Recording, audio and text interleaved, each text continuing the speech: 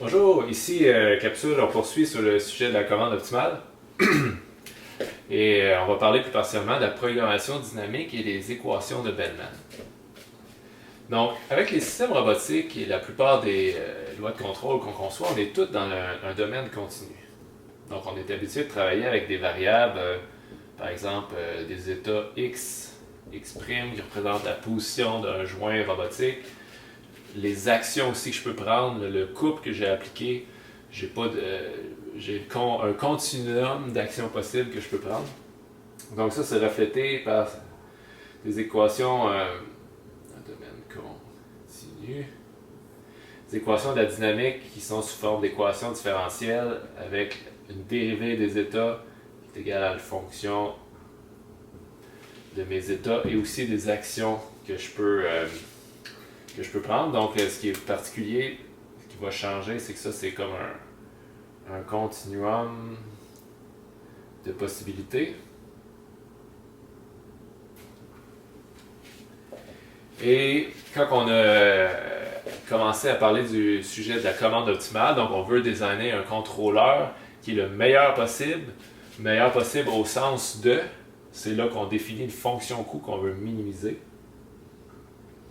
Donc le framework, c'est, on a une fonction coût J qui est définie pour une trajectoire. Donc si par exemple j'ai une certaine trajectoire dans le temps, je peux calculer un J sur cette trajectoire-là en prenant l'intégrale d'une fonction G qui est intégrée dans le temps. Une fonction G que par exemple dans le cas d'un contrôleur LQR, ce qu'on est habitué d'utiliser, c'est une fonction quadratique avec les états et quadratique avec les actions, donc les entrées de mon système U. Le principe de la programmation dynamique est plus facile à comprendre dans le domaine discret et aussi plus facile à programmer des algorithmes dans le domaine discret. Donc, qu'est-ce qu'il faut faire si on veut utiliser ce principe-là?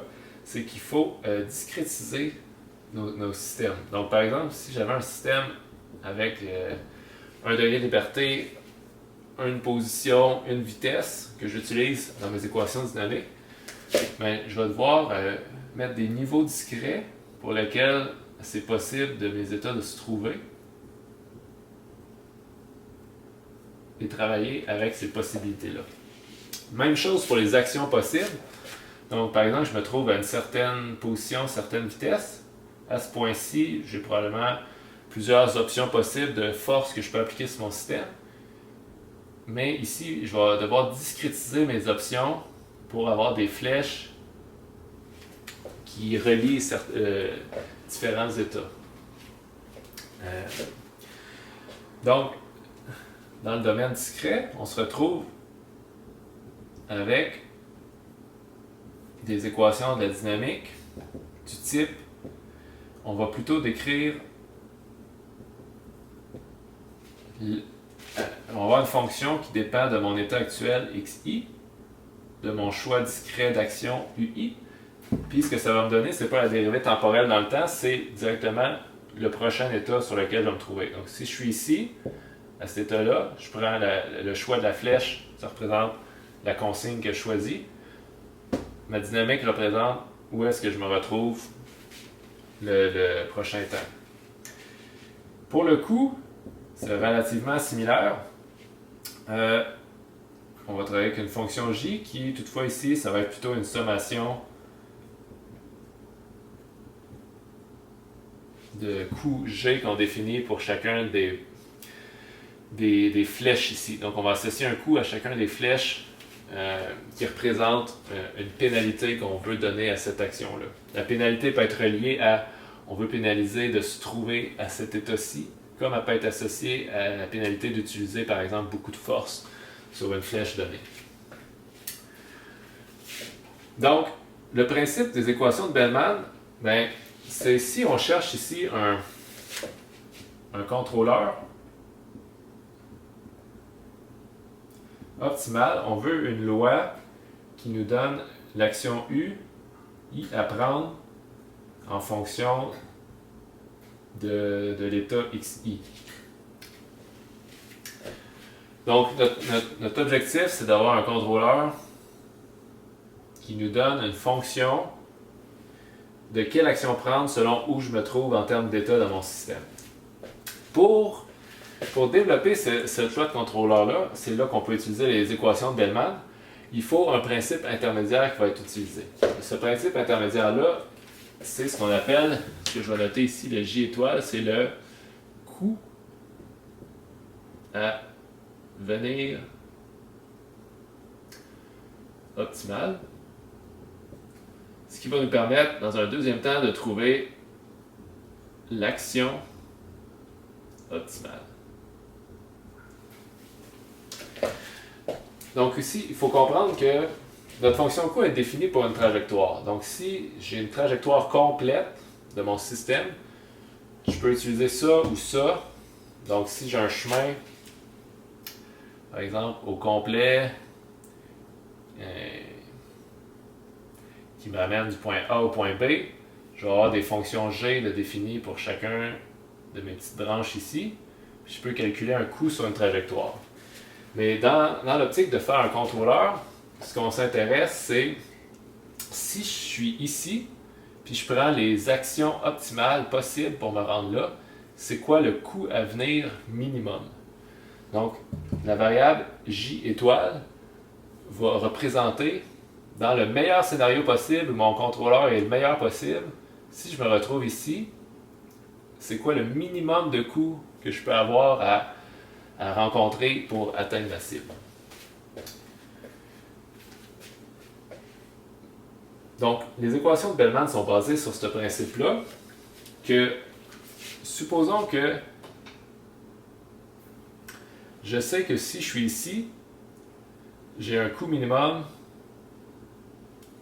de, je vais dire un chiffre comme ça, 10, tandis que si j'arrive ici, j'ai un coût minimum de, je vais l'écrire en bleu, 10, 8. Ben, mettons que je suis en train de faire le contrôleur qui doit prendre la décision. Je suis ici. Je sais que si je prends l'action ici, je vais me tomber à un point où je vais avoir un coût minimum de 10. Tandis que si je prends la deuxième action ici, je vais me tomber à un point où j'ai un coût minimum de 8 sur ma trajectoire. Mais possiblement que ici, je dois appliquer plus de force, donc j'ai un G qui pourrait être égal à, mettons, 3, tandis qu'ici, j'ai un G qui pourrait être égal à, je vais dire 0.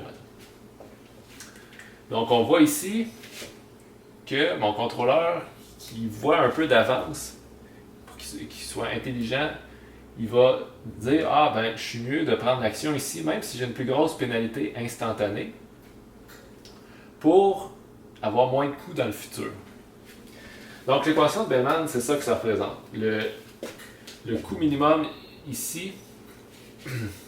Donc, ce qui serait le mieux à faire, à partir de ce point-ci, ce serait de choisir l'option ici.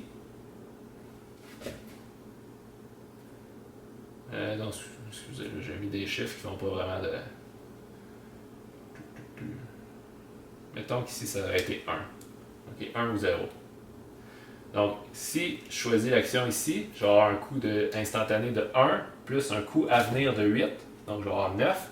Tandis que si j'avais pris l'option par en haut, ben, j'aurais un coût total de 0 instantané plus 10. Donc, la meilleure option, ce serait de prendre ce chemin-là ici, avec un coût à venir à ce point-ci de 9. Donc, les équations de Bellman, c'est ça que ça caractérise. Ça nous donne une équation qui représente que le coût à venir optimal, c'est le minimum possible en fonction de toutes mes options de contrôleur que je peux faire. Donc, beaucoup de torque, pas beaucoup de torque, un petit peu de torque. Ça, c'est... j'ai une option de plusieurs U possibles, qui sont toutes les flèches ici, qui vont me donner un coût à venir G. Mais je dois aussi tenir compte du J qui dépend de mon prochain état.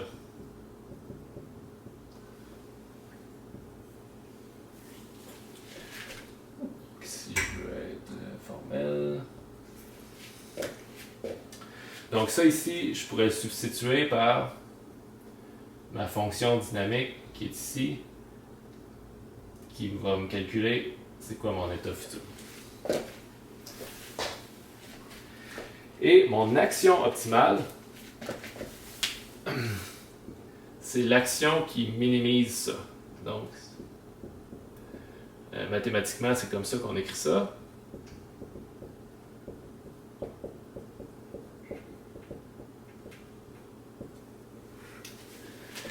Donc, c'est ça. Les équations de Bellman, c'est deux équations qui déterminent la relation entre le coût à venir optimal et les actions optimales qu'on peut utiliser de deux façons. Donc, supposons qu'on cherche une loi de contrôle optimale. Si on met notre loi de contrôle dans ces équations-là, puis ces équations-là sont vérifiées, on est garanti que notre loi de contrôle est la meilleure possible. Ça, c'est la première utilité de ces équations-là.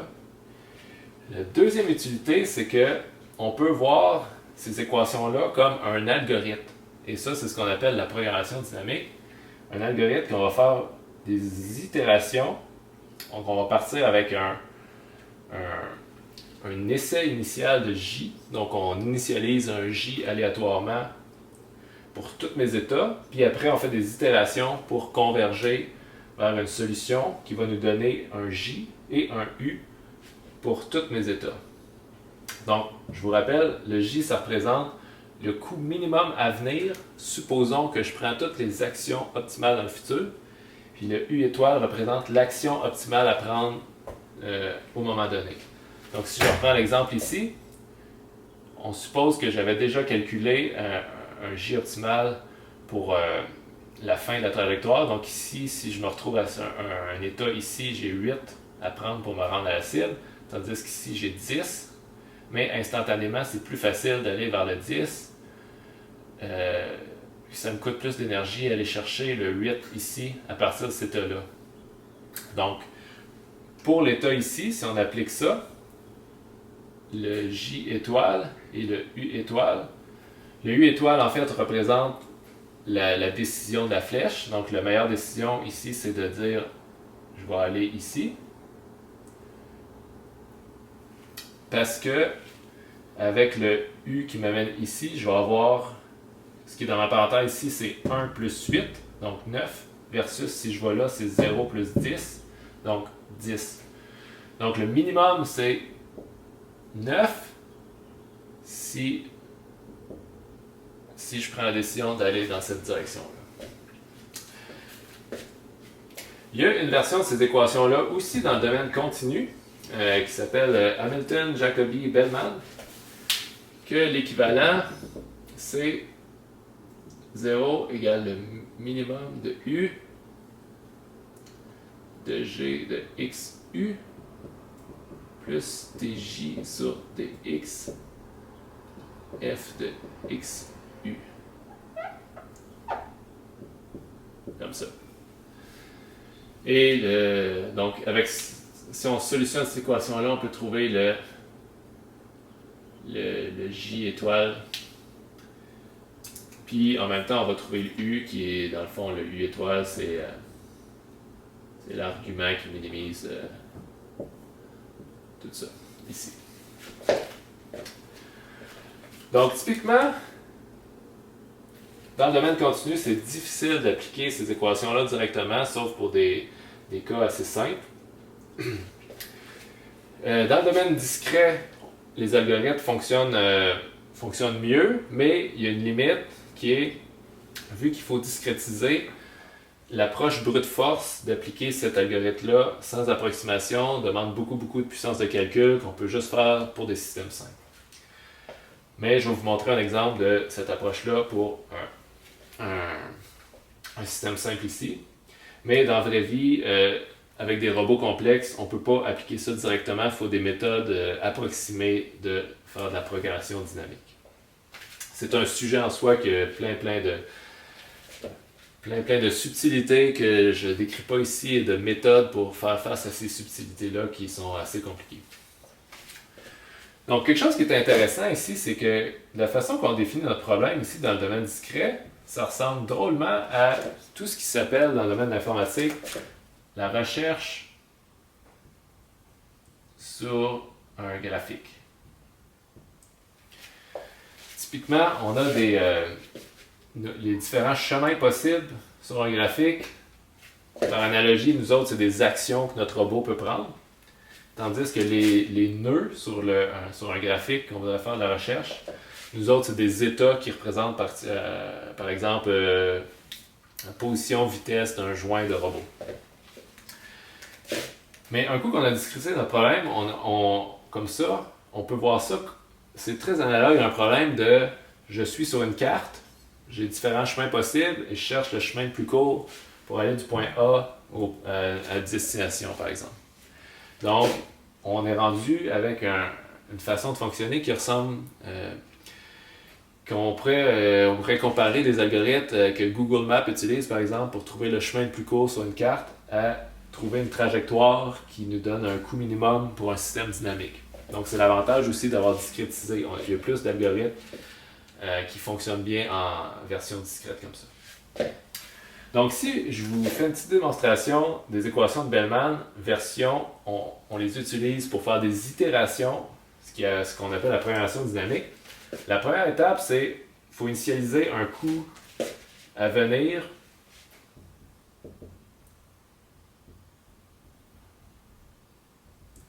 sur tous mes nœuds. Puis je vais initialiser tout ça à 20 pour prendre un chiffre comme ça. Puis E, c'est ma destination, fait que j'en ai 0 parce que un coup que j'atteins E, je suppose que mission accomplie, c'est ça que je vais faire.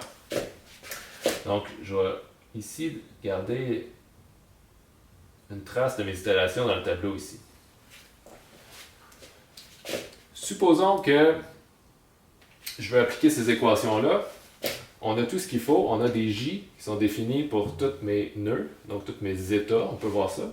Puis, ma fonction coût, ça qui dépendrait du problème qu'on veut résoudre, c'est les chiffres que j'ai mis ici associés à chacune des flèches. Fait que ça, il faut voir ça comme, ici, j'ai 3 actions possibles à partir du point A. Je peux aller vers le point B, vers le point C ou vers le point E, ce qui va me coûter en termes de coût 1, 5 ou 10.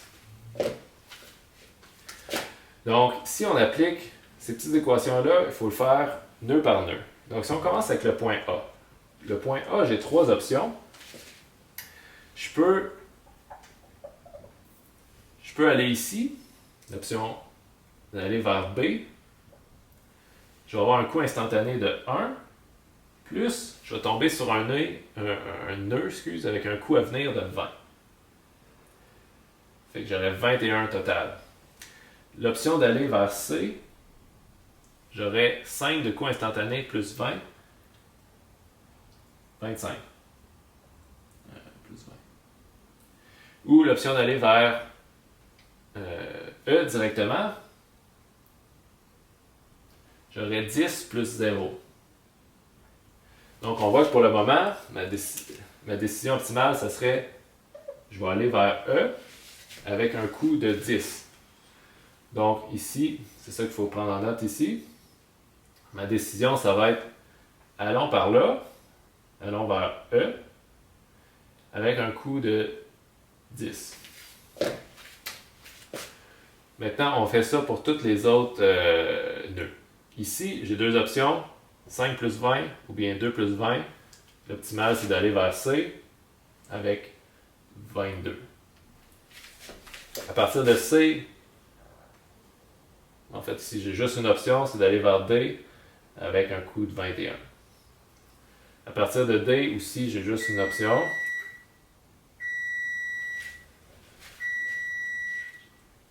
À partir de D, j'ai juste une option, c'est d'aller vers E avec un coût de 5 plus 0, 5.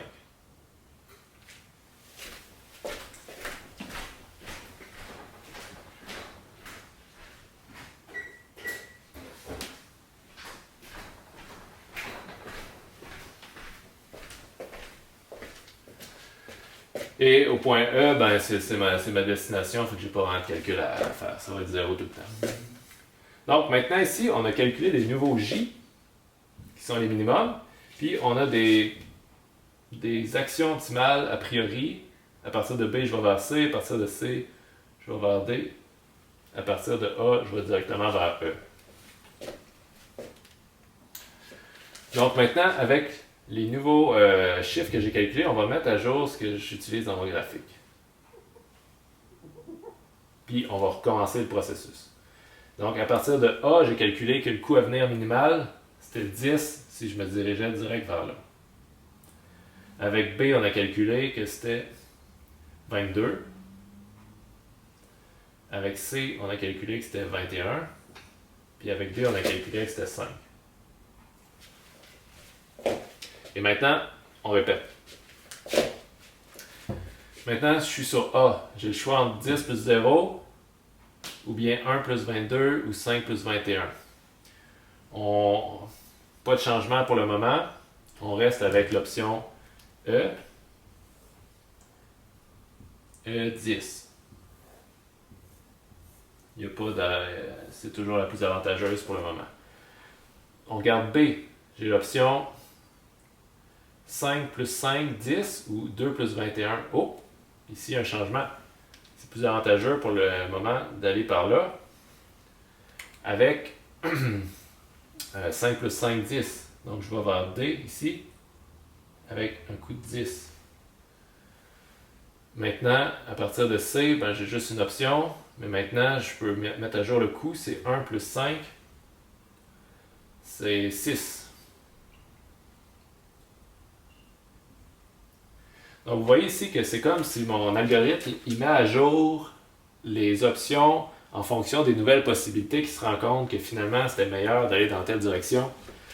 Et on voit que le coût, le bas coût de la cible, au fur et à mesure qu'on trouve des chemins qui s'y rendent, ça se reflète dans le chemin que le coût du chemin qui nous amène vers la cible va baisser tranquillement. Donc ici, D, D, encore une fois, il n'y aura jamais de changement. On est tout le temps à 5 pour aller vers E. Fait qu'il y a vraiment juste les trois premiers qui vont avoir des itérations. Donc maintenant, on a calculé une update pour tous ceux-là qu'on va mettre à jour ici. 10, 10, 6. Vous voyez que tranquillement, on trouve qu'ici, finalement, ici, j'ai un chemin pas pire, 1 plus 5, j'ai un coût à venir de 6 possible ici. Et vous voyez qu'à la prochaine étape, ça va se refléter ici. Lui, il va voir que, soudainement, ça, c'est pas la meilleure option. La meilleure option, c'est rendu ici. Donc, voyons ça. À partir d'ici, j'ai 1 plus 10 ou 5 plus 6. On voit que c'est rendu plus proche, mais pour l'instant, A aime quand même mieux aller par là-bas. Donc, encore avec l'option E, 10. B, lui, maintenant, il va changer de décision. Maintenant, j'ai 2 plus 6 qui est plus avantageux que 5 plus 5. Donc, lui va revenir avec sa décision d'aller comme ça. Donc, il va se diriger vers C avec un coût de 8.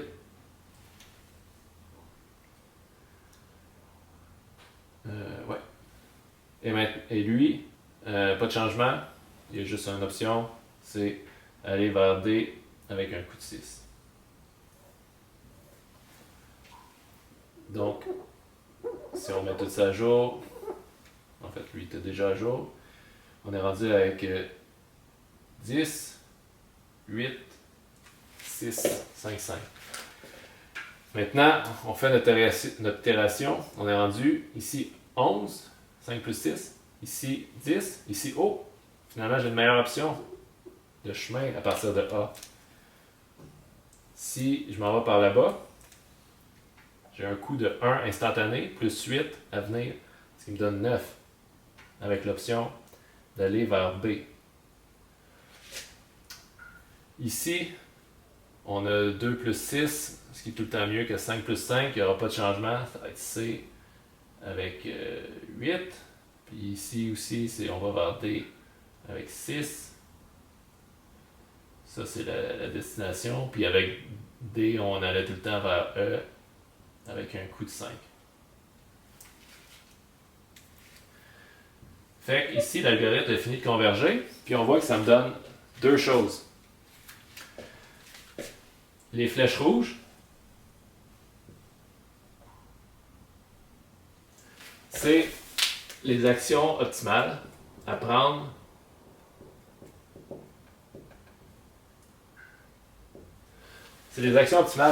en fonction de où je me trouve.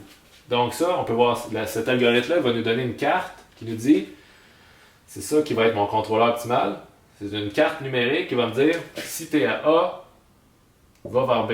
Si tu es à B, va vers C. Si tu es à C, va vers D, etc. Et si tu fais ça, je te garantis que tu vas avoir le coût minimisé dans ta trajectoire. Et l'autre chose que ça donne, un byproduct de l'algorithme, c'est que ça nous donne aussi le coût à venir minimum.